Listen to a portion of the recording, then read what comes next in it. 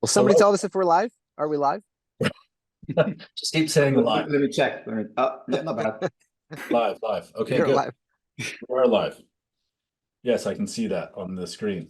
It's like we're all mesmerized by this technology. All right, well, welcome everyone. It's good to usually we're alive with each other, and today we're live. So today was just to give a kind of a feel to our community about what this wilding experience we're organizing called Growing Through What You Go Through. I mean, we've had a lot of time together as a group to talk about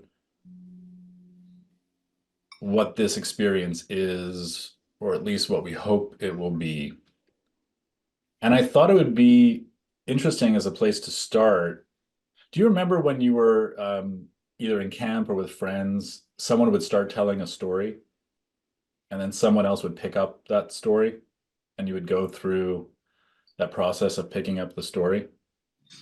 So I thought it would be interesting today to start by just telling the story of growing through what you go through and what you've come to understand is the story of that experience. And then maybe we could pick up on each other's storytelling. So I think for the sake of rewarding promptness, we can order it in terms of who showed up in the space first. So maybe just for the sake of allowing that continuity, we'll start with Brian and then go to Scott and then Bhaskar and David. And Emily might join us and hopefully she can jump into the mix. So the story we're telling is the story of growing through what you go through. And I would invite you to start that story, Brian, and then Scott will pick up that story, and then Bhaskar will pick up from Scott, and then David will pick up from Bhaskar. Oh, see, so I'm on the spot, and that it's thanks, Mark, for throwing me on the spot there on the blank canvas. I usually work better when there's already something on the canvas, so I'll do the best I can to get the canvas going here. So the story of I guess when you ask that question or prompt that, it makes me think about the first time that we kind of started to meet each other and get to know each other a little bit better and shared some of our common trials and tribulations of our life. So I think if I was going to start that story, I would say uh, a kind of a collection of weathered people came together from different parts of the countryside and found themselves circled around a fire, talking about where they've come from. Scott. Jeez. Um, my memory is not great, so just a warning that objects in the mirror may be closer than they appear. Um, well, I'm aware that all of us, save Emily, were welcome. Nice to see you, Emily. Glad you made it. Um, were part of earlier incarnations, namely Huddle, and then People Before Patience, and then out of that, so there's been this this evolution, kind of this organic process over, I don't know, a few years that I've been around, and I know Mark and David have been at this longer. And yeah, I so what I recall is a group of people, as Brian has said, who have been leaning in together to try and figure out how can we respond to what we see happening in the world, um, before then through into and emerging out of the pandemic to the extent that we're out of it.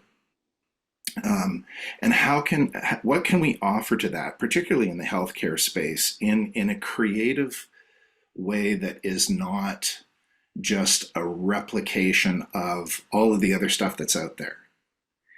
Which is not to say there's anything wrong with all the other stuff that's out there, but it's being done. So rather than reinventing that wheel, what could we do that would be a different approach, a different ethos, a different spirit, in this general field of of personal growth and transformation, particularly in the healthcare space, with people who, whether they are healthcare providers, patients in the system, caregivers of people who are in the system, like all of us are touched in this by some way, touched in this by this in some way. And what would be an interesting and unusual response that people out there might say, that's a little bit different. I wonder what they're up to. Oscar? Yes, and so Scott very beautifully kind of gave us the pre-story and this notion of we all kind of came through this forest together to meet around this fireplace. We did not come through a manicured, pedicured garden. And I like the word wilding. It was kind of wild. There's no sense of put the tree here, put the bush here. We kind of just wandered through this forest, found this amazing fireplace that drew our curiosity. And we sat around this fireplace and just looking anew at what healthcare can be imagined to be. We all have our experiences in growing through what we went through and certain expertise and perspectives we came in with, and just look with curiosity together around this fireplace and just reimagining what is possible. What is possible here if we just turn up the volume on humanizing this whole ecosystem? What would that look like? So it's been an experience, and it continues to be an experience of wilding. No prescription, no sort of go here, no road signs, nothing. I do like the word Wapple. We mentioned this before. This word which means walking purposefully towards an unknown destination, often meandering at times. So I do see us Wappling a fair amount, but we are walking purposely towards something unimaginable and beautiful. And that's the story so far from my perspective. David? Yes, and I kind of feel like this journey started many, many years ago. It's, being a gardener, you plant a seed and the seed doesn't look like what it's going to become. So I felt like the seeds of this were planted many years ago, and, everybody starts before they're ready, and you never know what the transformation is going to be, but you're in it. I knew I was in something. I had no idea it was going to turn into this program, but now that the program has arrived, I'm like, yes, of course. It was always going to be something like this, because the very nature of being in this journey is the nature of kind of growing through what you go through. And so I'm always amazed at how often the dog needs to go out when she just came in. This is live, people. That's not in the script. So I'm always amazed and delighted, that somehow the seed that's been planted with all these beautiful human beings has turned into exactly what I hoped it would be. Emily, we've been telling a kind of continual story of growing through what you go through, and you get to be the tail end of that story. And just to let you know that you're on mute, just in case you're. So you can wind out the story of growing through what you go through. Yeah, I think for me, what brought me into our relationship and just sharing a passion about these themes is letting life touch me, and being courageous enough to be honest about how much that hurts at times, and just how difficult these times have been, and finding others who are willing to be deeply honest about that, to share in that authenticity, to be able to cry together, to be able to laugh together. And then in that shared experience, in that empathy of saying, yes, like we feel you, we share in this experience, asking ourselves, what do we need? What do we miss? What do we long for? What do we yearn for? And this group has been just a beautiful set of comrades who I find can bring forth that level of honesty and authenticity, and say, I long for presence. That's just this deep human quality that feels like would help me grow through this hardship, or story would help me grow through this hardship. And so everyone bringing their jewels and that level of honesty and authenticity just creates an environment where we can be real human beings, where we can bring our gifts, where we can get back to some quality of living and feeling that provides fruit in our lives, so that our hardship isn't meaningless, so that our suffering doesn't go without turning into profound transformation and triumph. So we aren't these people kind of going through these dark nights without a magnificent jewel or pearl at the end of it. And so, this group has meant a lot to me, in the fact that I know each one of you has kind of gone through your own darknesses and pulled forth this pearl, and that now we're trying to share that with others. I think that's a true medicine of the heart and soul. Yeah, thank you all for that. It's Your turn, interesting. Mark. One of the things that Mark, your turn. Anne? Yes, Anne? and it's been an honor for me to understand this experience with all of you as the experience. That my maybe an older intention would have been to get somewhere quickly. And the joy in being with all of you is the joy in the process. It's the joy of the walk. You've restored in me the understanding that it's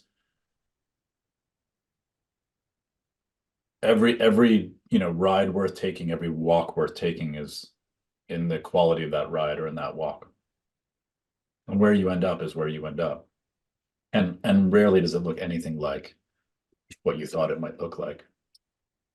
So yeah, it does feel like a wilding walk, and there's something extremely freeing in that, because for me it's felt like just this space of infinite possibility, which, while daunting at times and scary at times, is also extremely opening.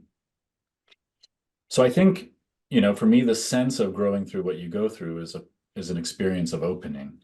It's stepping into a very large field of possibility. And I secretly sense that when people are growing through what they go through, that what they're secretly asking for is not so much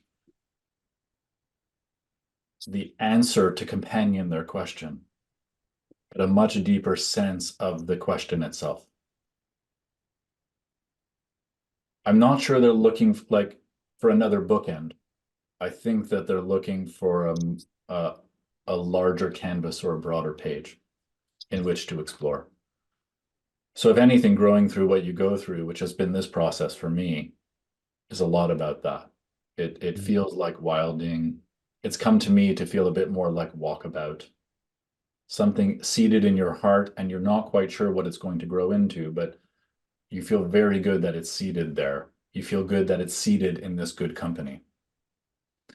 And that's I've noticed that to be rare. So the beauty of this group is the rarity of the willingness, as David said, to seed this seed in this garden and to see what grows out of it. And I think that's a gift, because I don't think a lot of people have those spaces in their lives that are much more open spaces, which is why we often seek open spaces. We often go out into open spaces to find that spaciousness. So for me, it's been about spaciousness. One more. Yeah, go ahead, Emma. I was just going to add one more thing. Is like, I think what has inspired me so much is like each one of us has discovered our post-traumatic growth, the jewel or the pearl. And I think other people want to believe that they have a pearl too. And part of going through this journey is being able to hear, these different themes or these pearls or these jewels that have become important to each one of us and what we've learned from the hardship, but that everyone who joins these sessions has a pearl as well. And that they get to feel inspired and companion and be mentored by others who kind of pulled something out from the muck, and that they too will and can pull something out from muck, being like the hardship or suffering of life. And that's the other part that I look so forward to, is hearing and realizing what the pearls in other people's lives end up being as well. Yeah, it's definitely a very relational experience growing through what you go through, in the sense that everyone is interrelated in this process of learning through and with each other. And while all of you are masterful facilitators with decades and decades of combined experience, supporting groups, supporting individuals, coaching, practicing, what you're particularly adept at is holding that space, allowing for that space, for something to grow in it. And that's I think the beauty of this group. So to kind of orient people a little bit to the growing through what you go through experience, because there is some form amidst the spaciousness, is we invited all of these facilitators that you're seeing, and Francis, who couldn't be with us today, to think about something like a kind of perennial experience, something that is a feature of seemingly all of our lives in some way, and to choose that as a lens through which we could better understand ourselves and understand others and understand what it means to grow through what we go through. And so the lenses that came out of that exploration, of which there's 6, so 6 facilitators, 6 lenses over 6 months, is really what the growing through what you go through experience is. And those are Scott facilitating the experience around story, and Francis Lalaman, who's not here, facilitating the experience around time, and then David around presence, and Brian around lightheartedness, and Emily around beauty, and then Bhaskar will be anchoring the experience around love. And what's interesting is no matter how much difference people bring to any kind of gathering or any storytelling, these themes seem to be salient across all of our lives. So we thought these would be really interesting ways through which to explore, as a kind of orientation tool, what our experience looks like. How does story show up in our lives? What's our relationship to time? Where does lightheartedness, or how can lightheartedness serve us in terms of opening and growing? So I thought it would be interesting today to harken back to an experience we did a long time ago in Huddle called Adventures into, I think it was called Adventures into Inner Space. And we had this wheel, this random wheel of themes that we would select from, and we would spin that wheel, and then just impromptu, all of you could speak to what you land on that wheel through your lens. So I'm going to share that wheel, and it contains a variety of themes, some of which are known to us that we've explored in different ways. And we'll just kind of go one by one. Maybe we'll go backwards through the ranks from the original story, and we'll spin it. And then maybe you can just share what comes up for you from what it landed on, and then how you connect that or make sense of that through the lens of either beauty, love, story. So we'll start there. I'm going to share my screen.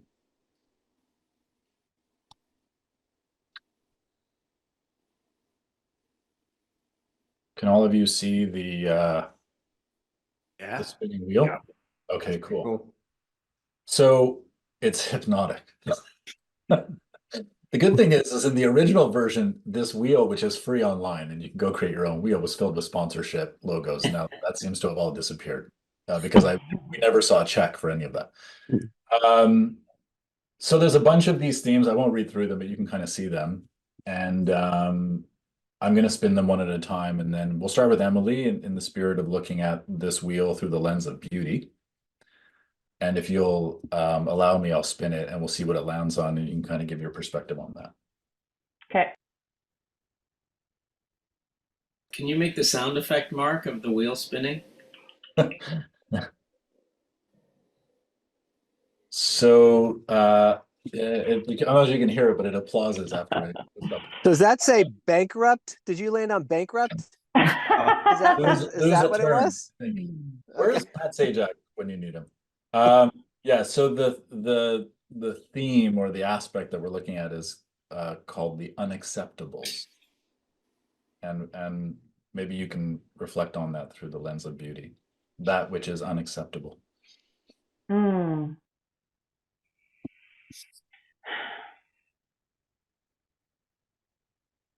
Well, so what comes to mind for me immediately is some of our inner experiences can be deemed unacceptable by us and sometimes others. Let's say grief, like profound grief. And people might be surprised to learn that there is beauty in grief.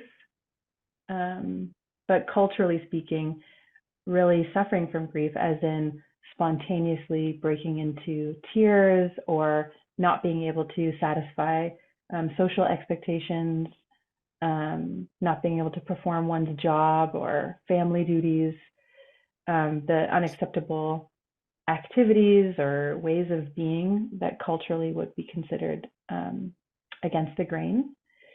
I think when we look at some of those unacceptable performances, behaviors, feelings, and we look at them through the eyes of beauty, we can see that if you've ever had a moment in your life when someone really broke down and opened their heart in a moment of grief, how beautiful that moment actually felt, how beautiful the breakdown was, because it became an exquisite and beautiful example of how soft and human and fragile the heart and soul can be.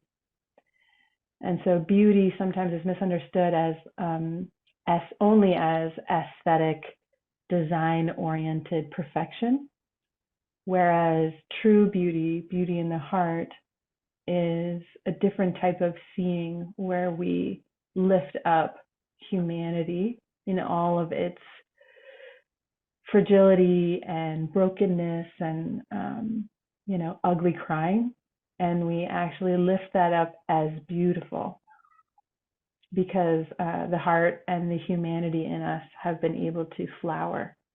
So through the eyes of beauty, those unacceptables become actually exquisitely beautiful.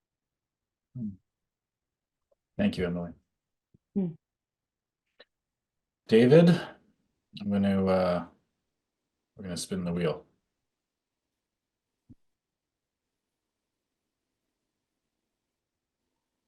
If it lands on the same one, I think we might spin again. Oh, that seems fitting.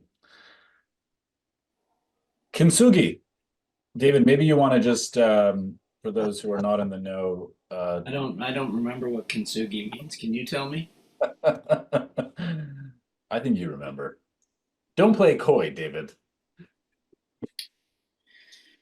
Well, that's not what's in my heart, anyways. But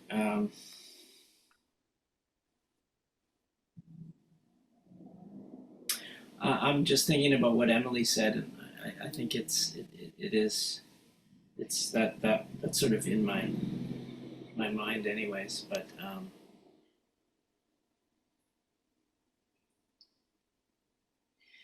in life, it seems that we're on this treasure hunt, and some of the treasure's obvious. It's the good things in life. It's the stuff money can buy.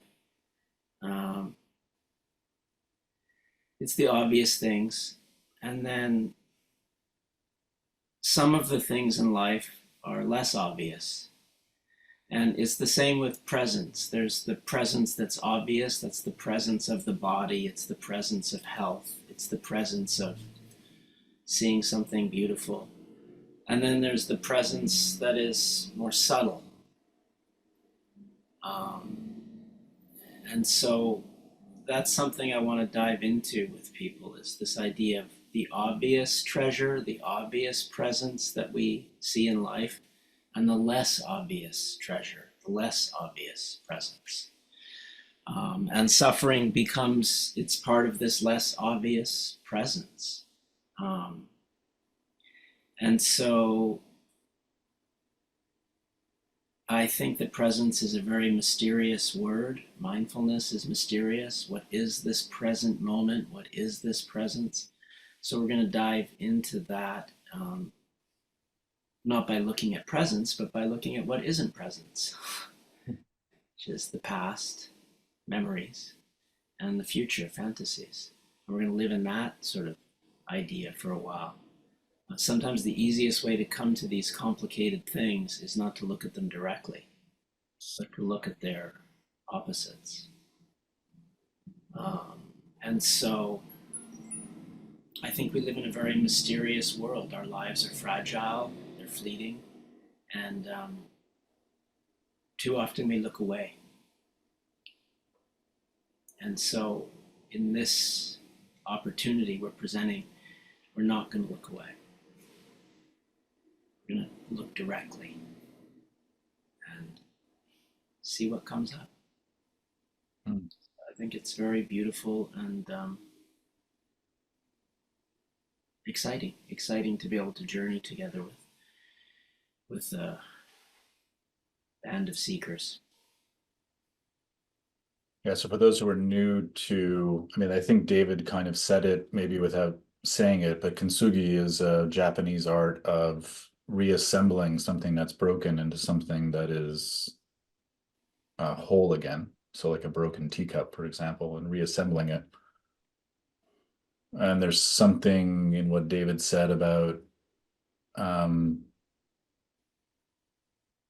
noticing the cracks as features of our present moment experience.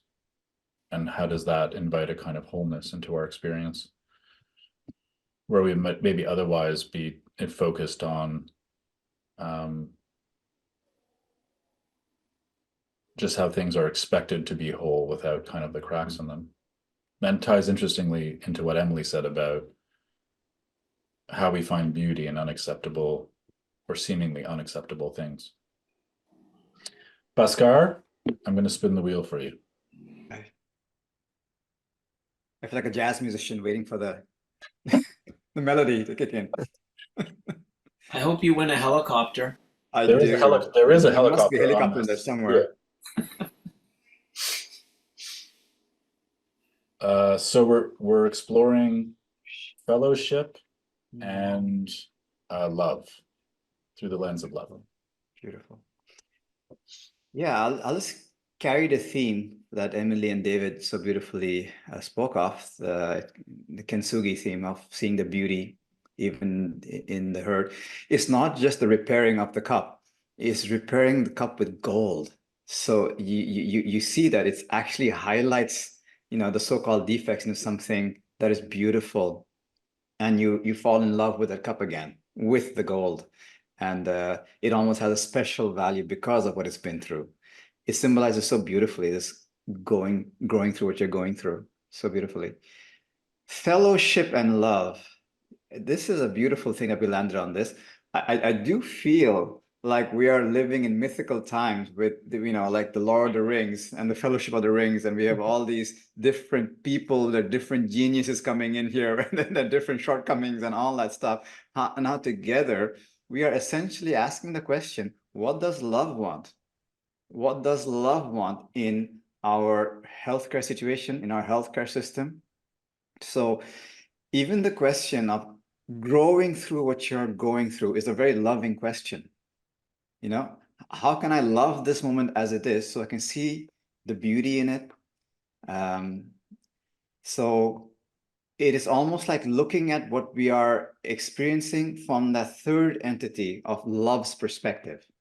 And the fellowship here is all of us are kind of carrying this very precious golden ring, if you will, my precious, around, what is the highest version of healthcare?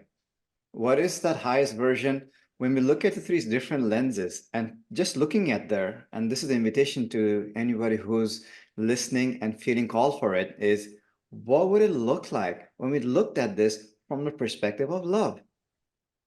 What would love see in this situation? What would love know? And what does love want? And we might just discover things we were not seeing before. Hmm. So this is the invitation. And the love, I would say, not the pop song kind of sentimental. It is, I'll just share this butchered quote by Rumi, the beautiful Sufi mystic. Um, Love comes with a knife, not some shy question or fear for his reputation.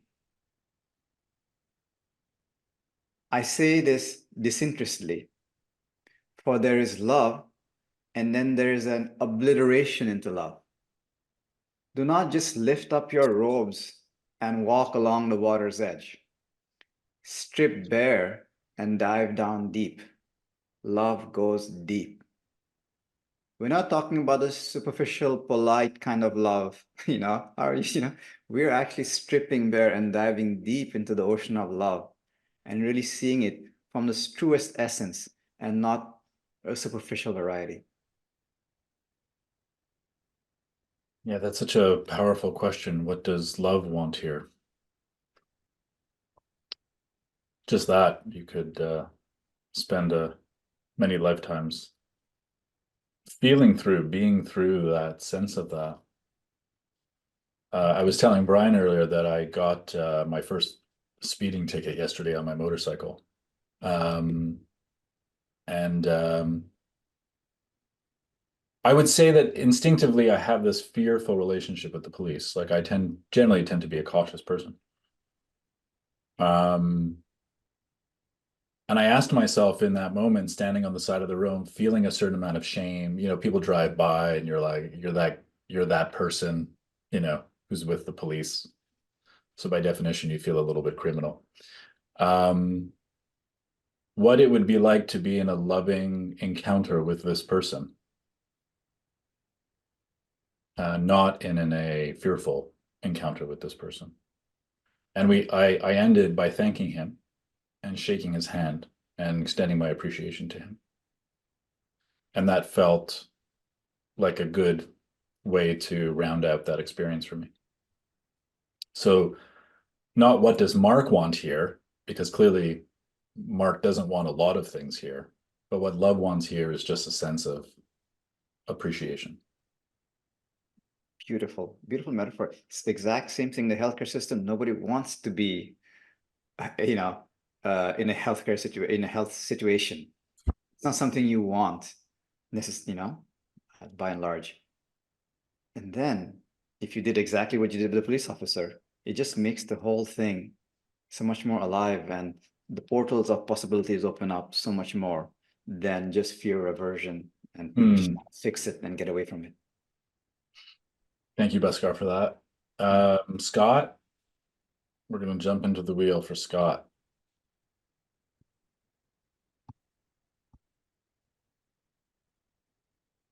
So Scott's going to explore this theme through the lens of story.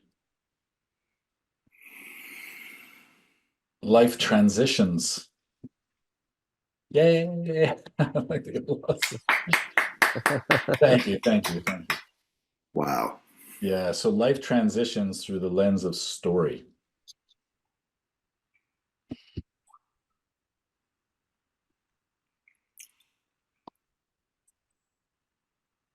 I also don't want to let go of the theme that, or the themes that have been emerging through the other responses.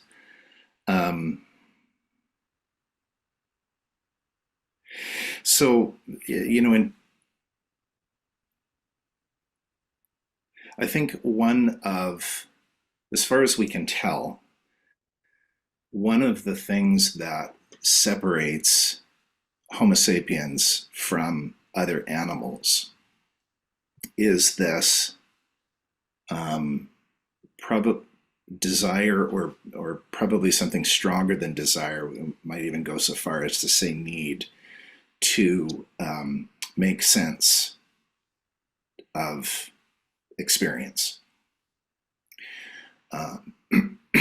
And that can there's ways in which that can be problematic because, as David was talking about, it gets us out of the present moment, because we're not dealing as best we can with just unfiltered experience of whatever's arising in consciousness. We're usually in the past or in the future. And so, given the reality that this is where most of us live almost all of the time,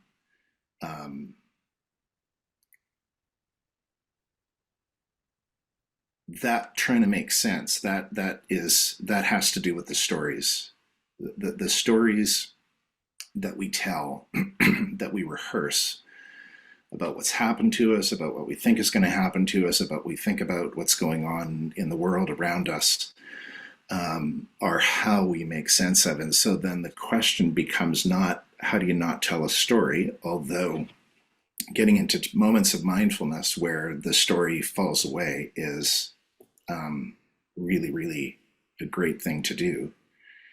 But when we're in those places of story, can we, of meaning making, how can we tell better stories that are going to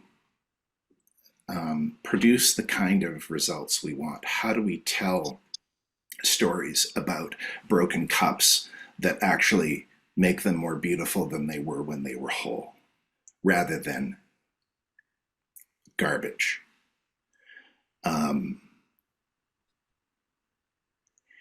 And one of the things that can happen in life transition, in moments of transition in life, I think, when I just think of transitions in my own life, is stories get disrupted, some more than others, some life transitions more than others. But sometimes a life transition really messes up a story that you've been telling about yourself or about the world. And so that's painful. That's usually painful. Not necessarily because it was a great story you were telling, but because it was a story you were attached to. It was a familiar story, and the loss of the familiar is painful, even if it's not serving us well. But it's also an opportunity. It's an opportunity to examine that story and to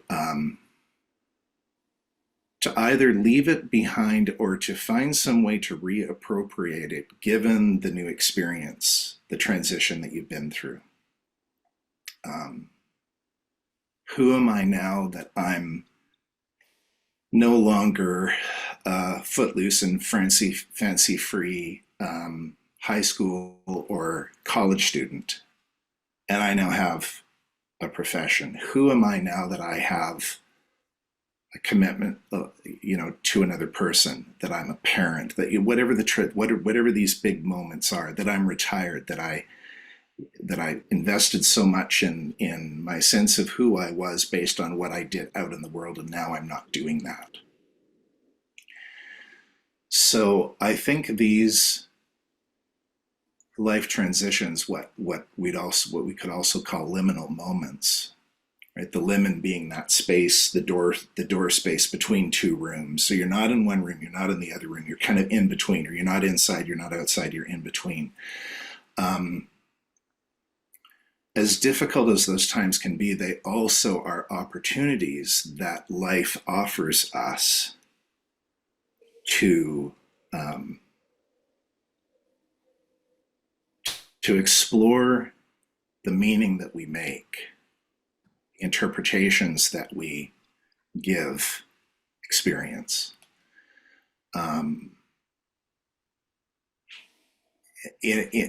With the option of taking on ways of understanding those things that are more life-giving, that serve us better, that serve others better. And so there's that beauty in that. There's the pain and the beauty that Emily was talking about. There's the presence that David was talking about, and I, to follow up on what Bhaskar was saying, I would say that we are inherently, we evolved as a communal species. We are physically not, physically, emotionally not capable of living in isolation. And so I think it's not surprising that it's very often these moments when, because our culture allows many of us to live in isolation. Physically, we can survive. But emotionally and spiritually, we're impoverished. It's very often these little moments that draw people out, right? They start looking for, who can I talk to who's been through this? Who suddenly you realize how many of your friends have been divorced that you didn't know. Because now you're divorced, right? Or your marriage has ended. And, oh my God, that happened to you too. I didn't know that, right? And so we come together, and it's an opportunity together to begin this work of telling a better story about who we are and what we're doing here. Yeah, David has said it's something like asking a more beautiful question. There'll always be questions, or sometimes he says, creating a more beautiful problem, because there's invariably going to be some friction at some point in your experience. I had a therapist who described it to me once as using the metaphor of a trapezist. That when you go to the circus, the wonder of the trapeze act is not when they're swinging around the bars, it's those moments in between when they're free floating in the air. That's the magic of the trapeze act. It's in all of that, as you say, liminal space. It's the gold in the cracks. It's what fills the cracks. Thank you for that, Scott. Brian, we're about to spin the wheel for you. All right. Hopefully you get the helicopter. All right. Well, and I just want to note too that, you said we're going to go back through the ranks. And since I'm at the end of this line, I must be the most rank. You're the most ranked. I must be the most rank. Yeah. Senior ranking. All right. What do we got? Oh, I think we're going to spin again. I really would like to get something that, are you okay if we spin again? Sure. Yeah. Oh yeah. That was the same as Scott's. Yeah. I can't. That was just Scott's.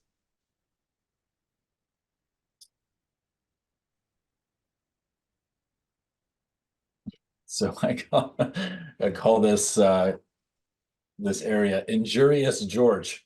Different than Curious George. Yeah, so it's a little quippy comment on what's the injury when we stop being curious, George. And maybe you can speak to that through lightheartedness. So we're kind of talking about curiosity and lightheartedness. Yeah, I think that's a great segue into it. So I actually have some questions from my fellow facilitators here too, based on what they talked about. The most primary one was for Bhaskar after reading that Rumi poem. Is Bhaskar's journey going to be clothing optional? It's optional. It's always optional. I need to know Leave your camera off, Brian. If I can be there or not for that. Okay. Camera off. All right. So there's injurious, curious George right there. I think from the lens of lightheartedness and thinking about my my fellow facilitators and what they've already spoken about too, and how does this fit with curiosity? The journey of lightheartedness for me is kind of like the journey of the fool. There's some wonderful stories about the fool who everyone knows he's a fool, and he's a fool because he's just not knowledgeable.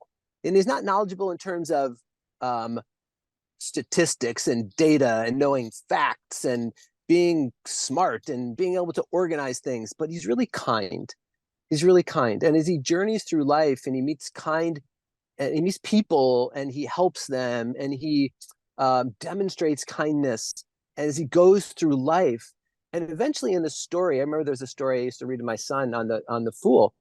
And somehow, some way, he ends up marrying the daughter of the king, ends up marrying a princess. And then the king finds out that he's a fool and tries to like get rid of him, you know, and then they try to like get him out of court and break up the marriage, although he and the princess are deeply in love. And all the people that were kind to him throughout his whole life comes to his rescue, only for the purpose that he was kind to them. And he didn't offer them answers, and he didn't offer them opportunities, and he didn't offer them money, and he didn't offer them those sorts of things. All he simply offered was curiosity, kindness, and a sense of not knowing, but just a sense of wandering, didn't know where he was going in the world, and just lived with this foolish lightheartedness. And I just loved that story that I used to read to my son. And we used to read it. It's one of the ones he used to say, "How can we read that one again?" And we read it again and again and again and again. And I haven't actually thought about that story for a really long time until either it was Emily or David, when they were sharing, it popped into my awareness. And so I thought, oh, it's present, it's here right now. So maybe there's an opportunity to share this. And I like to think about us as facilitators and this growing through what we go through process, is that none of us knows the answers. None of us knows the answers to any of your problems. But what we're really good at is knowing the questions. We're really good at helping guide the questions to help you find the answers that are right for you. And that's really the sense of lightheartedness for me. It's a sense of, and Scott mentioned it too, a sense of what really gets in the way of us writing our own lives, writing our own stories, is attachment. When we're attached to what we have written in the past, it doesn't allow us to write something completely new in the future. And this sense of detachment is a core component of lightheartedness, a core component of being able to look at ourselves in a way that's lighthearted. Humor is certainly a part of lightheartedness, but at the core of it, it's a sense of detachment and defenselessness, not needing to defend ourselves, knowing that on a core level and a universal perspective, we're safe here, we belong here because we are here, and that's bestowed upon us. And when we really know that and we can seep into that, it allows us to let go of the hang-ups, let go of the petty tyrants in our lives, even if that's ourselves. It allows us to look at all the events in our lives as being connected and important and meaningful, and not attaching to it, and allowing us to write the story that we want to really write in our lives. Something Scott said in one of our planning sessions was that at the level of I think this is how you said it, Scott, was at the level of the persona, all we are stories. That's all we have is stories at the level of our persona. And that really stuck with me on the level of, yes, like Mark got the ticket, but what does love want? It tells me that there's kind of Mark's has kind of at least two aspects of the way he experiences life, right? As little Mark, I call it little Brian and big Brian, right? So little Brian is the one who worries about getting my speeding ticket and I've got to pay a fine. But big Brian, outside of the persona, sees life in a different universalistic kind of way. But at the level of little Brian, all little Brian has is stories. And so if little Brian can learn how to tell stories that enriches life and help him move through life in a way that feels more rich, more meaningful, more filled with love and beauty and presence and lightheartedness, I think that's something valuable. I think that's something really worth exploring. And I think we get there by asking the right questions, and the answers arise out of the curiosity, out of the void, to help guide us in those directions. So that's the kind of the way I would think about this. Yeah, I like that a lot. I was in a workshop yesterday, and I can't say it quite as eloquently as the person did, but we were doing this work by Nora Bateson called Warm Data, and this kind of trans-contextual exploration, and this sense of just mutual sharing. And one of the things that one of the participants said in that experience that he found so eye-opening was he realized how much he walked through his experience moment to moment, saddled with the need for answers. That one of the prisons of questions is answers. Mm-hmm. Because answers close things off, right? Now that can be helpful when you want like a cup of orange juice. Okay, the answer is the carton of orange juice.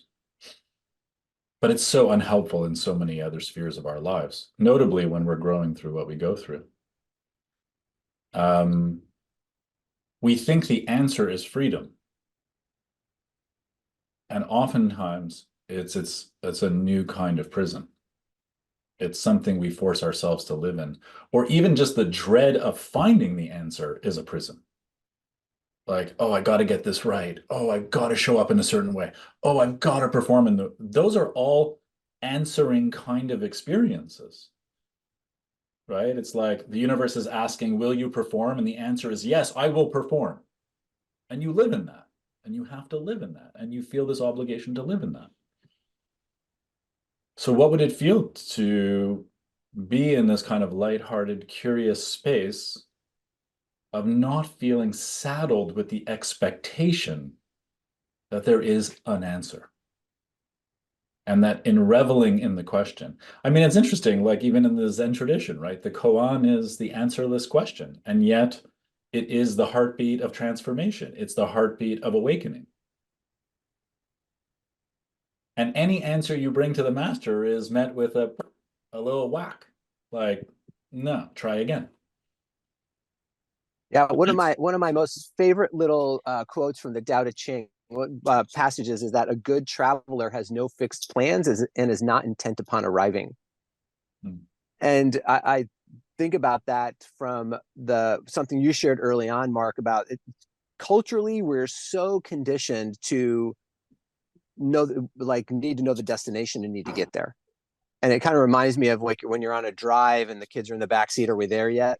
Are we there yet? Are we there yet? We're so conditioned with that. Are we there yet? From like such a very, very, very, very young age that it's hard to step outside of that and even consider a journey like what we're talking about, which is really a journey of the Kadiwampus. I can't remember exactly what it is, or the wandering, the walkabout, the wandering. Like there's so many answers rich in that and the signposts within that experience of wandering, we totally miss it if we're so focused on a destination.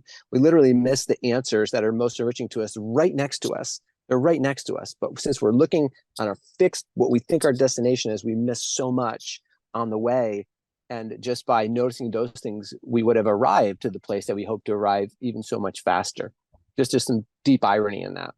Yeah, it's amazing how strongly the noticing grows in the enjoyment of the question. Yeah. And in that noticing, there is deep, deep, deep, deep wisdom, which you're so right, Brian, that we miss when we have our eyes just only attuned to like what's ahead or what's at the end, including noticing police officers that are scanning speeding on the road. Emily? Yeah, I just thought I'd add one thing in case, to help listeners even think about how to hold all this lightheartedness and open-mindedness that you're raising up here, Brian, which I love, is that I think it can be so helpful for us to be able to hold two things. One is that we can really know things like the truth, that's what's on our heart and how we're really feeling, or an injustice that we've experienced in our own lives or in a group that we're a part of. And that knowing can feel really powerful and is very valid on a personal and subjective level. And so in one level of our being, we can really know how we feel and we can really validate that accurately.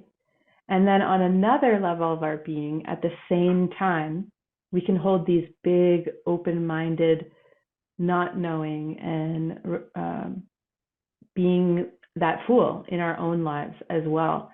And that having both of these aspects alive at the same time is a natural and complex experience that we all have. So I love being able to know what we know, and sometimes we know when something's not right, or we really do know when something has hurt us, or when there's been an injustice, or when our feelings are telling us something that we really need to listen to, and there's a deep validity there. And at the same time, having this open-mindedness about and having a relationship with the mystery, being a fool as well in our own lives. Those two things are not contradictory. And so opening up to how complex we are as human beings, how many levels exist in being alive, I think can really help people to feel safe and valid and know where they're at, and also open up to all that, the fool in their own mind, and the lightheartedness and the presence and the stories that can be remade, and new beauty that can be seen, and love that can be experienced and realized, and the presence that all of that requires. Yeah.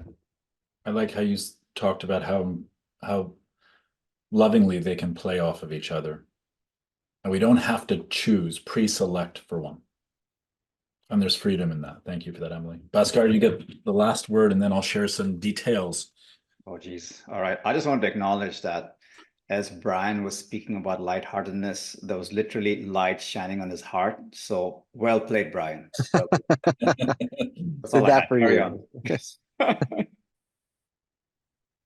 Yeah, thank you, everyone, for being here, and for those who are watching. So the details are the first experience around story that's being facilitated by Scott starts on May 6th.